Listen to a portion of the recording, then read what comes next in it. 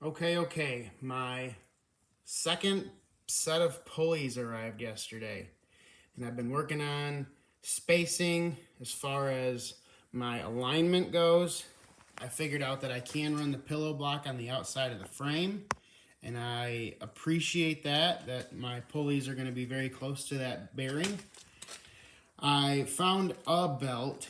It's about 2 inches too long. So my local parts store has a little belt measuring tool that I can see how long this is. And then I will get one about 2 inches shorter and kind of go from there. I will point out that this jack shaft is a go-kart jack shaft from Amazon. And it is from overseas. And that keyway is definitely not machined very well.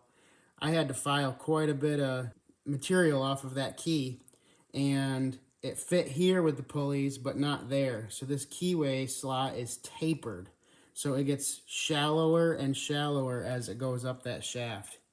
But it looks good in the pictures. I must say that's about as big a pulley as I could possibly go.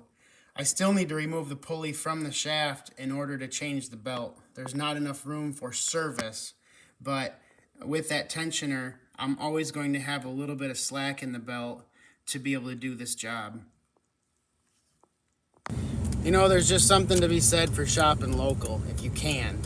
I understand that sometimes you just can't do it, but I went to the shop. They even let me play with the belt tool. And I know they don't let everybody play with the belt tool. But they also just sent me home with an A42 belt and just said, try it, see if it fits, come back later and pay for it. I trust you.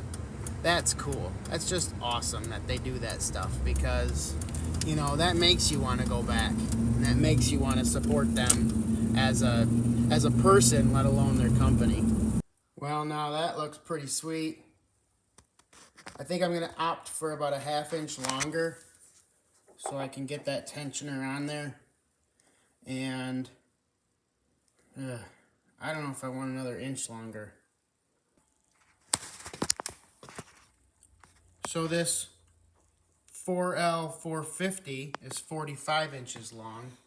And when I push down on it here, it actually goes below this tab and I get the belts to touch. So that's too big. So all of a difference of 1 inch. Oh, I guess that's a little tippy on the jack. Well, I ended up cutting this secondary jack shaft down, and I have room for my foot. That's a good thing. Obviously, I still have to make a shield of some sort because I can kick the pulley. But it's good to know that, you know, there's going to be room for me after all these modifications. That's been one of my biggest concerns. So we got the brakes on the way. We got the pulleys lining up. I have to cut a keyway in this secondary clutch jack shaft. And that way I can move this pulley to the inside of the mount. And then I'll be able to trim that shaft off as well. Keep things up close into the center.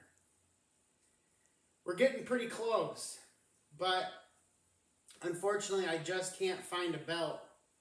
I ended up finding a website called offroadbelts.com. And everything that I've found has either been like a 4L440 or a 4L450. Well, they had 4L445s. That middle spot that nobody makes. Get this, $2.85 for a belt and like $4 shipping. So I got two just in case I shred one. You know, it'd be a good deal to have a spare. I'm not speaking for them. I'm just saying that's a pretty cool deal. If their product is as good as they say it is, I'm definitely going to go there from now on.